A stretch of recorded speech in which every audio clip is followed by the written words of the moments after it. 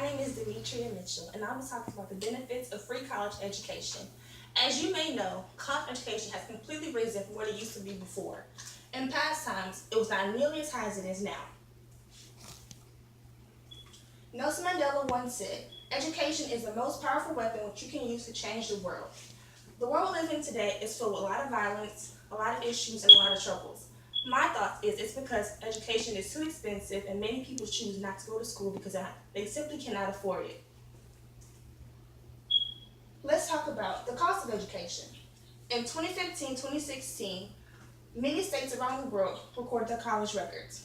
Private colleges were seen to have $32,000 in attendance fees. State residents and public colleges received $9,000, and out-of-state residents paid $23,000.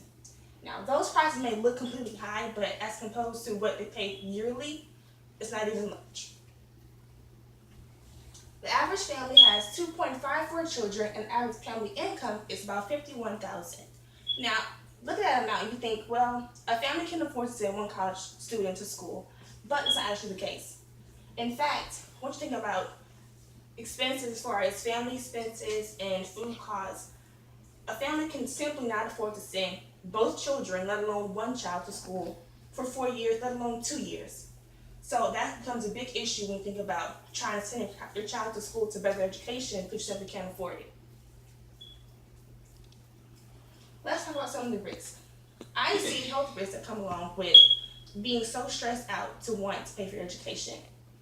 Personally, I've known students in school who have dealt with anxiety, stress, depression, and even suicide. It becomes a big issue because you can't figure out how to afford tuition. You try to find ways to pay for your tuition, and you just can't make it. Some of the statistics say that one in every four students suffer from mental illnesses and mental diseases due to stress, depression, anxiety.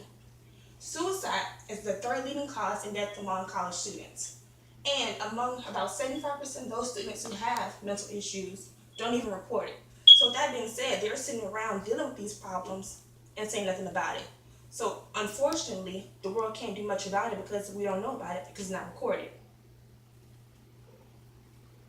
Crime statistics. Think about it this way. There are many people who are incarcerated, whether it be in federal prisons, local prisons, or even state prisons, that simply do not go to school, do not finish school, or attempt to go to school and didn't because it costs too much money.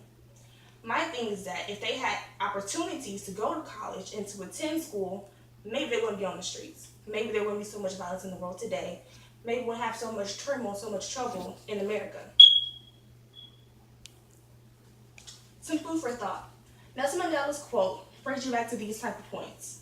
Use education as a weapon. When he says that, I think of it this way.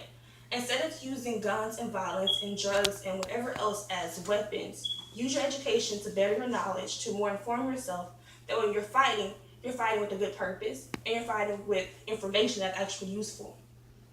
Eliminate the violence and gain more knowledge. These 2 points are very strategic because by gaining these 2 points, you gain education and you gain information that's useful in the world.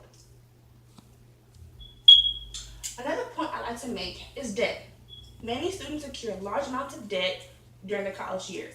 I myself have already gained about $20,000 in debt. The issue with that is that after college, you're forced to, come up and pay the money. But the problem with that occurs is that after college, you have to provide a lifestyle for yourself. You can't just say, oh yeah, I graduated, now it's time for, pay my loans back. But with that comes paying apartment fees, paying rent fees, paying car notes, and everything else, and eventually you don't have enough money to cover those debts.